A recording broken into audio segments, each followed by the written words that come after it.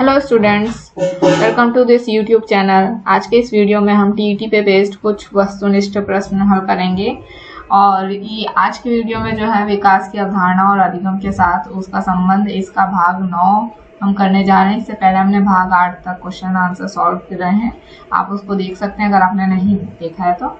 और ये जो क्वेश्चन है ये सभी टीचिंग एग्जाम में पूछे जाते हैं, चाहे टीईटी दे रहे हो, सीटीईटी या स्टेट टीईटी। तो इसके लिए जो है आप आने वाले वीडियोस को देख सकें, इसके लिए आप चैनल को सब्सक्राइब करें और अगर आपको वीडियो पसंद आती है तो वीडियो को लाइक करें और कमेंट्स भी करें। तो चलिए शुरू करते हैं। फर्स्ट क्वेश्चन जो है इसमें दिया हुआ है, इनमें से कौन सी ग्रंथि पीयूष ग्रंथि को नियंत्रित करती है तथा इस प्रकार शरीर की सामान्य तथा अनुपातिक विकास को प्रभावित करती है। पहला ऑप्शन दिया यौन ग्रंथि, ऑप्शन बी दिया थायराइड ग्रंथि, ऑप्शन सी दिया मूत्र ग्रंथि, ऑप्शन डी दिया इनमें से कोई नहीं। तो इसमें से बताया है कि कौन सी ग्रंथि पीयूष ग्रंथि को नियंत्रित करती है। तो पीयूष ग्रंथि को ना ही यौन ग्रंथि नियंत्रित करती है, ना ही थायराइड, ना ही मूत्र ग्रंथि। तो ऑप्शन जो है डी करेक्ट होगा, इनमें से कोई नहीं। इस क्वेश्चन का जो सॉल्यूशन है ऑप्शन डी, तो इसका सही सॉल्यूशन देख लेते हैं क्या होगा इसका सही आंसर। तो एक ग्रंथि एक अंग है, कोई भी जो ग्रंथि होती है वो एक अंग है जो शरीर में एक विशिष्ट कार्य करने वाले पदार्थों का उत्पादन और रिलीज करती है। उत्पादन मतलब बनाती भी है और उसे रिलीज भी करती है बॉडी में। ग्रंथियां दो प्रकार की होती है, पहला है एक्सोक्राइन ग्रंथि। ये ऐसी ग्रंथियां होती है जो अपने उत्पाद को एक वाहिनी में स्रावित करती हैं। और उदाहरण के लिए लार ग्रंथि लार को लार वाहिनी में स्रावित करते हैं। एक्सोक्राइन मतलब एक चीज में जो है स्रावित करती है। दूसरी होती है अंतःस्रावित ग्रंथियां। ये वे ग्रंथियां हैं जो अपने उत्पाद को सीधे रक्त में स्रावित करती हैं। अंतःस्रावी ग्रंथियों में कोई नलिकाएं नहीं होती हैं। अंतःस्रावी ग्रंथियों द्वारा स्रावित रासायनिक पदार्थ को हार्मोन कहते हैं। ये हार्मोन रक्त के माध्यम से यात्रा करते हैं और संबंधित शरीर के हिस्से पर कार्य करते हैं। जहाँ जाना रहता है वहां पहुंच जाते हैं रक्त के माध्यम से और वहां पे काम करते हैं। हार्मोन एक प्रकार के रासायनिक संदेश वाहक होते हैं, ये संदेश लेके जाते हैं। ग्रंथि और हार्मोन ग्रंथियां बनाए जाने वाले हार्मोन प्रभाव हाइपोथैलेमस एंटीडायरेटिक हार्मोन द्रव संतुलन को विनियमित करने के लिए गुर्दे पर कार्य करता है। और थोड़ा सा दिया इसमें पीयूषिका 9 अलग अलग हार्मोन विकास और अन्य ग्रंथियों को नियंत्रित करता है। थायराइड, थायरॉक्सिन, उपापचय, अग्नाशय, इंसुलिन और ग्लूकागन, रक्त शर्करा, अधिवृक्क, एपेनेफ्रिन, हृदय गति और रक्तचाप वृषण, टेस्टोरेन, शुक्राणु और पुरुष विशेषताओं, अंडाशय, एस्ट्रोजन, प्रोटेस्टोरेन, अंडे और महिला विशेषताओं स्पष्टीकरण दिया है। पीयूष ग्रंथि को हाइपोथैलेमस द्वारा नियंत्रित किया जाता है। तो सही आंसर जो है हाइपोथैलेमस होना था, जो कि हमारे ऑप्शंस में नहीं दिया था। पीयूष ग्रंथि को हाइपोथैलेमस द्वारा नियंत्रित किया जाता है। हाइपोथैलेमस पिट्यूटरी को पिट्यूटरी हार्मोन उत्पादन जारी करने या बाधित करने के लिए संकेत भेजता है। तो पिट्यूटरी को मास्टर ग्रंथि भी कहा जाता है क्योंकि ये विभिन्न अंगों की ग्रंथियों को नियंत्रित करता है। नेक्स्ट क्वेश्चन देखते हैं।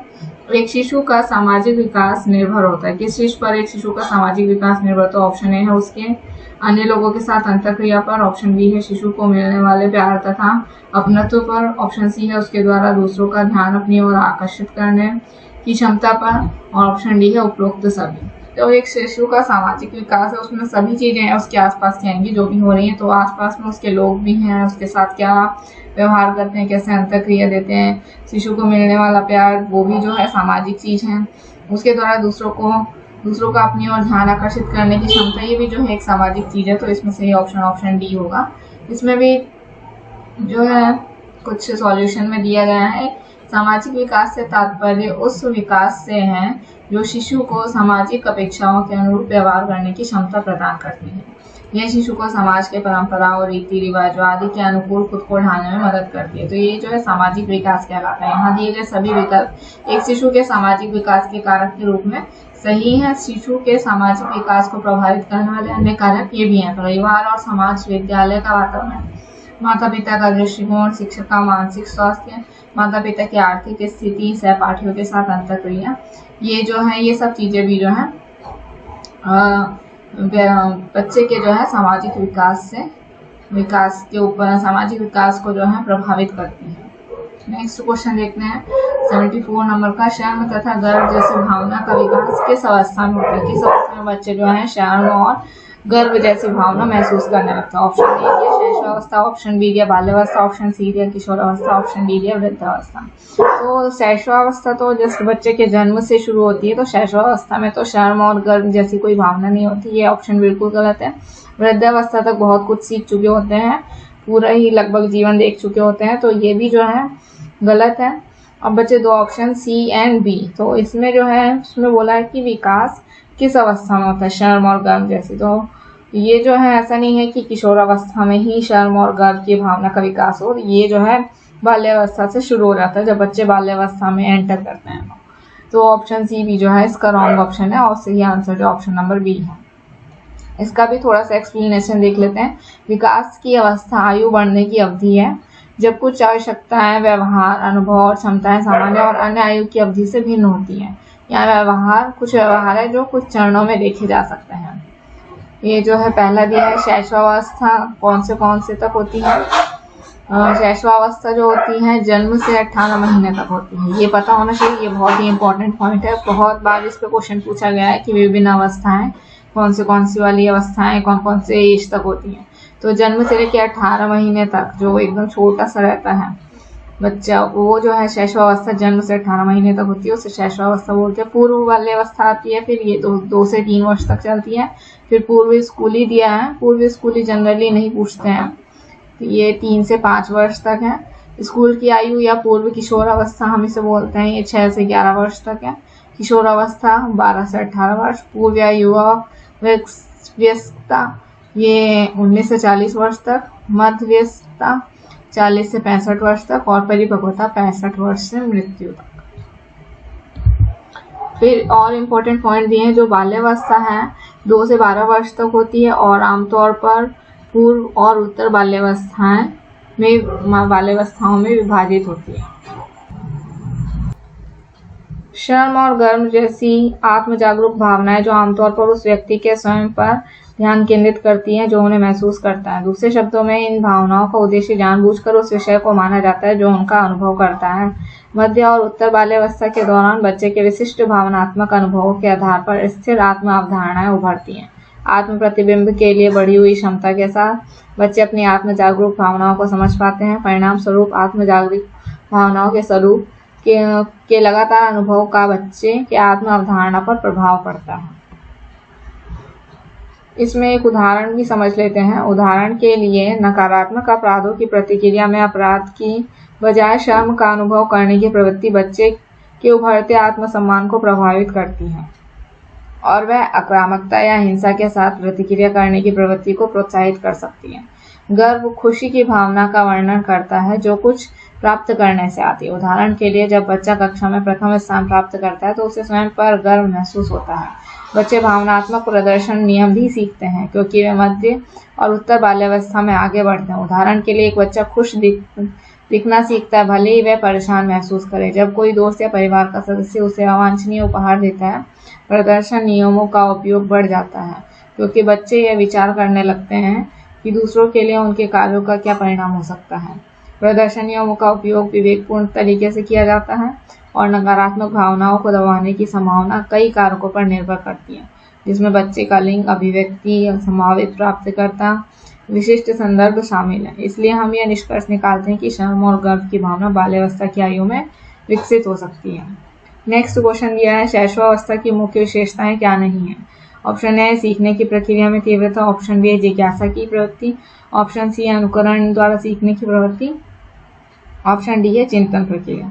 तो इसमें पूछा है क्या विशेषता नहीं है, ये भी हमें ध्यान देने वाली बात है। तो शैशवावस्था की जो है सीखने की प्रक्रिया में तीव्रता, ये भी उसकी विशेषता है। जिज्ञासा की प्रवृत्ति, ये भी उसकी विशेषता है। अनुकरण सीखने की प्रवृत्ति, ये भी उसकी विशेषता है। तो चिंतन प्रक्रिया जो है शैशवावस्था की प्रमुख विशेषता नहीं है क्योंकि शैशवावस्था 0 से 18 या 0 से 24 महीने तक अलग अलग जगह में अलग अलग दी जाती है। तो शैशवावस्था में जो है ये तीनों चीज़ तो होती है लेकिन ऑप्शन नंबर डी नहीं होता है। तो एक बार देख लेते हैं मेन क्या क्या चीज़ें होती हैं जो शैशवावस्था की विशेषताएं हैं। तो यहाँ पे जो है शैशवावस्था की कुछ प्रमुख विशेषताएं दी गई हैं। शैशवावस्था की प्रमुख विशेषताएं जो है, नंबर 1 है शारीरिक विकास में तीव्रता, ऑप्शन और नंबर 2 है मानसिक क्रियाओं में तीव्रता, ऑप्शन 3 है सीखने में तीव्रता, ऑप्शन 4 है कल्पना,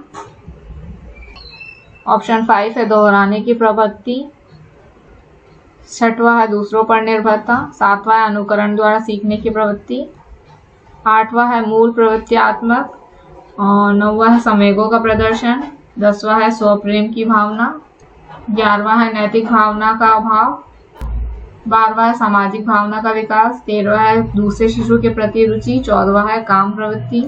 बस इतनी ही विशेषताएं दी गई हैं। नेक्स्ट क्वेश्चन दिया, किस मनोवैज्ञानिक के अनुसार विकास एक सतत और धीमी प्रक्रिया है? कोलेसनिक, पियाजे, स्किनर या हर्लॉक? इसका सही ऑप्शन जो है स्किनर है। स्किनर जो है उसने कहा है विकास एक सतत और धीमी प्रक्रिया है। ये सीधे सीधे आपको याद करने वाली बात है। फिर 77 नंबर का क्वेश्चन है, बाल्यावस्था होती है 5 वर्ष तक, 12 वर्ष तक, 21 वर्ष तक, कोई भी नहीं। तो इसमें जो है हमने देखा कि बाल्यावस्था जो है छोटे एज तक होती है, ना कि बड़ी एज तक। तो 21 वर्ष तक तो बिल्कुल नहीं होती बाल्यावस्था, किशोरावस्था शुरू हो जाती है। 12 वर्ष से भी किशोरावस्था शुरू हो जाती है। बाल्यावस्था जो है ये जो है 5 वर्ष तक दी गई है। तो बाल्यावस्था 5 वर्ष तक, 6 वर्ष तक भी कहीं कहीं कहा गया है इसको, तो 5 वर्ष तक यहाँ सही ऑप्शन है, 6 के पास है। तो अलग अलग जगह पे थोड़ा सा ऊपर नीचे दे दिया जाता है। ये 5 वर्ष यहाँ पे सही आंसर है। यहाँ पे दिया है बालकों की 3 अवस्थाओं की कल्पनाएं की गई थी। पहला दिया शैशवावस्था जो 1 से 6 तक रहती है, बाल्यावस्था जो 6 से 12 तक रहती है, और किशोरावस्था जो 12 से 18 वर्ष तक रहती है। तो 6 के पास जो है 5 वर्ष वहाँ है। वही मैंने बताया कि अलग अलग बुक्स में अलग अलग दिए गए प्रमाण। तो 5 जो है 6 वर्ष के पास है, इसलिए बाल्यावस्था में उसे काउंट कर सकते हैं। नेक्स्ट क्वेश्चन दिया है विकास में वृद्धि से तात्पर्य। ऑप्शन ए है ज्ञान में वृद्धि, ऑप्शन बी है समय में वृद्धि, ऑप्शन सी है वजन में वृद्धि, ऑप्शन डी है आकार, सोच, समझ, कौशलों में वृद्धि। तो इसमें सही आंसर जो है ऑप्शन नंबर सी है वजन में वृद्धि। नेक्स्ट क्वेश्चन देखते हैं, परिपक्वता का संबंध है। ऑप्शन ए विकास से, ऑप्शन बी बुद्धि से, ऑप्शन सी सृजनात्मकता से, ऑप्शन डी रुचि से। परिपक्वता मतलब सारी चीजों का विकास अच्छी तरह से हो चुका है। हमने पीछे क्वेश्चन में देखा परिपक्वता जो 65 वर्ष के बाद आ रही है। तो रुचि जो है खाली उसी का विकास हो, इससे भी संबंधित नहीं है कि बस रुचि का विकास हो रहा है। खाली बुद्धि का विकास हो, ओनली बुद्धि का, तो ये भी सही ऑप्शन नहीं है। और खाली सृजनात्मकता का विकास हो, ये भी सही नहीं है। तो विकास पूरी तरह से हो चुका हो तो उससे जो है संबंधित है परिपक्वता की, विकास अच्छे से हो रहा है। तो ऑप्शन नंबर ए सही है यहाँ पे। नेक्स्ट क्वेश्चन देखते हैं, तनाव और क्रोध की अवस्था है। ऑप्शन ए शैशवावस्था, ऑप्शन बी किशोरावस्था, ऑप्शन सी बाल्यावस्था, ऑप्शन डी वृद्धावस्था। तो यहाँ पे तनाव और क्रोध की अवस्था जो है शैशवावस्था बिल्कुल नहीं है, क्योंकि बच्चा एकदम छोटा रहता है उस टाइम पे 0 से 24 मंथ तक का। बाल्यावस्था में भी क्रोध अवस्था नहीं होती है। वृद्धावस्था में सब कुछ हम सीख के निकल जाते हैं। किशोर अवस्था जो है तनाव और क्रोध की अवस्था है। तो ऑप्शन नंबर बी जो है सही है।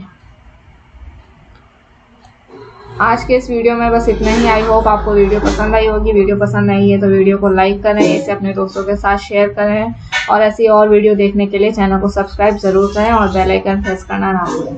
अगर आप कुछ हेल्प करना चाहते हैं तो थैंक्स पे भी क्लिक करके आप हेल्प कर सकते हैं। Thank you and see you in the next video.